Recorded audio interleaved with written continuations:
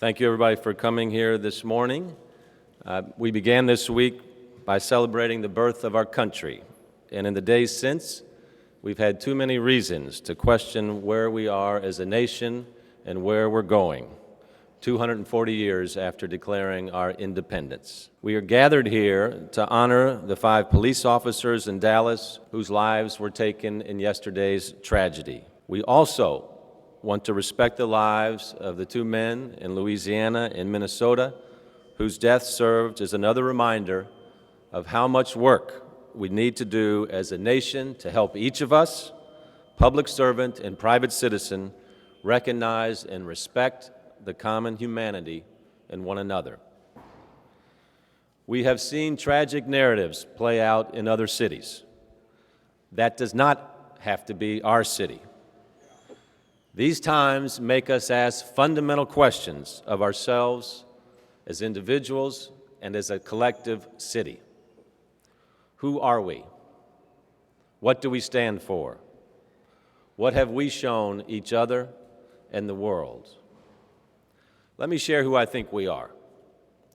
Look at the week celebrating Muhammad Ali's life. That's who we are.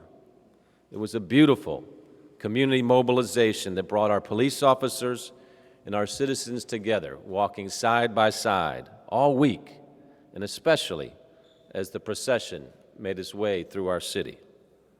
The world watched as Louisville showed that officers and citizens from every neighborhood could come together, work together, create a community together with single purpose and compassion. That is the Louisville that I know and the Louisville that I trust. That's the spirit we have to embrace today and tomorrow and every day going forward, even in the face of tragedy. We've been tested before.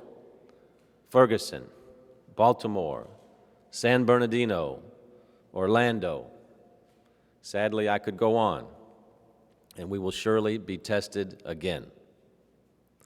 Our police put their lives on the line for us every day.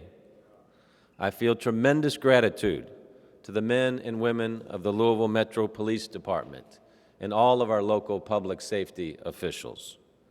It takes something special to do this work, a unique blend of courage and compassion. You have to have that if you run towards danger while others run away. Their work makes everything we do as a city possible. So to all of our public safety professionals, I want each of you to know that you have my full support, my gratitude, and my respect. Thank you for the work you do, for the challenge you've accepted. We've never needed good, courageous, and compassionate police officers more than we do today. Now, at the same time, strong leaders, whether they be police, activists, or everyday citizens, must acknowledge that there are issues that we must face together, citizens, police, and government. This is a confusing time to be living in America.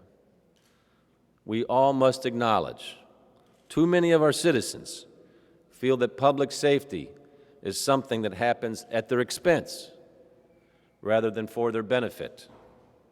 Do we want our children to grow up in a society where some law-abiding citizens view a traffic stop as a momentary inconvenience and others fear for their lives when they see a flashing police light? Too many police officers feel disrespected and looked down upon for doing their job, running into the harm's way, just as the police officers did in Dallas last night. The almost daily drumbeat of gun violence, whether it be a massacre or shootings in our streets, wears on us all and creates tremendous unease and concern. Poverty and lack of opportunity lead to hopelessness and disconnection. So it's only natural for all of us to be upset, even enraged. But to escalate these feelings to a violent reaction is wrong for society and counterproductive to a peaceful city where opportunity must be the standard.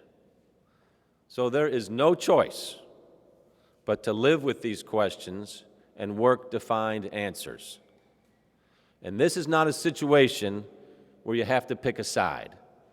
Supporting police and supporting communities of color are not mutually exclusive. We have to both support our police officers and acknowledge the pain and injustice in too many of our communities. We must continue to build trust and respect for all of our communities. We're working to do that now with programs like Peace Walks, Youth Chats, Coffee with the Cop, Street Teams, Summer Works, and many, many more. And we know we all have to do more. We have to replace fear with trust and resentment with mutual respect.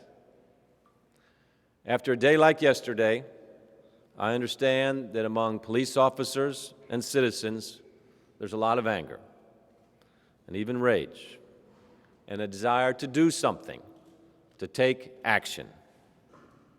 But revenge is not justice, and we cannot honor the victims of injustice by creating more victims. Justice and due process are the rights all citizens deserve and are guaranteed under our Constitution. Let's continue to work together to build even better trust and to create one community, one Louisville we can all call home, and one that is a beacon of hope for our children. We will now have a minute of silence to honor the fallen police officers in Dallas and all who have lost their lives due to injustice, and to call for the healing of our communities and our nation. A minute of silence, please.